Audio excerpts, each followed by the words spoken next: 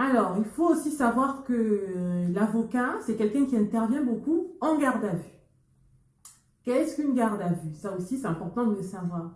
Si vous voulez, lorsqu'il va exister suffisamment de présomption de culpabilité sur quelqu'un et qu'une enquête doit être diligentée, afin de parvenir à la manifestation de la vérité, je sais, c'est très pompeux, mais c'est comme ça que... Il n'y a que comme ça, il n'y a que ces termes que je peux employer. Afin de parvenir à la manifestation de la vérité, la personne va être placée en garde à vue par les officiers de police. Donc, le placement en garde à vue, c'est quelque chose d'assez délicat.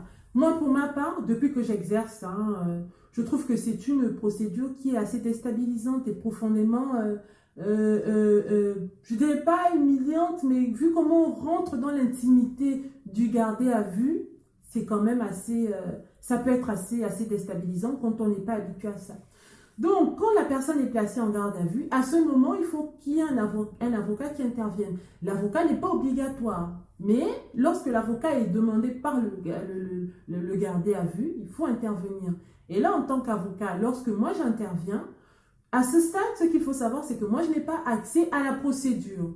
Vite fait, je m'entretiens avec l'officier qui m'a notifié le placement en garde à vue pour savoir quels sont les faits qui sont reprochés à mon client, celui qui a fait appel à mes services.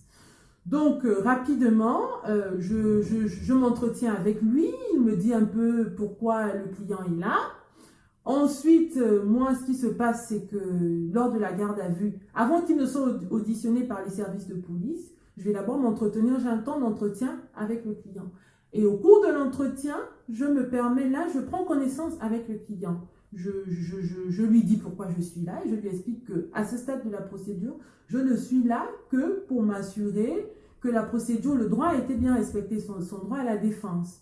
Donc, je m'assure voilà, qu'il a vu un médecin, qu'il n'a par exemple pas été maltraité, qu'il a bu de l'eau, qu'il a eu le basique, qu'il a eu le minimum et qu'il a vraiment été, il a été bien traité.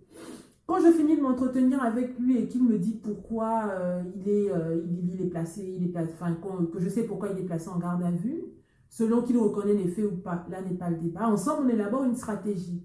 Soit il est suffisamment moins apte à répondre aux questions, parce il aura trois options. Répondre aux questions, faire des observations spontanées, ou alors faire jouer son droit au silence. Quand il est trop fatigué, ou je sens que ce qu'il peut dire peut être retenu contre lui, je lui demande de garder le silence.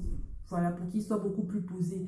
Mais là, la difficulté, c'est que c'est l'audition, justement, qui va être menée par l'EPJ, qui va servir de base au parquet pour la suite de la procédure. Donc ça aussi, c'est quelque chose à apprécier de manière équilibrée. Donc le placement en garde à vue, moi mes premières gardes à vue au début, je ne savais pas trop comment me comporter, je ne savais pas trop ce qu'il fallait dire. Mais après avec l'expérience, avec la bouteille, voilà quoi, le fait de pratiquer, je commence désormais à avoir une certaine façon de mener mes gardes à vue.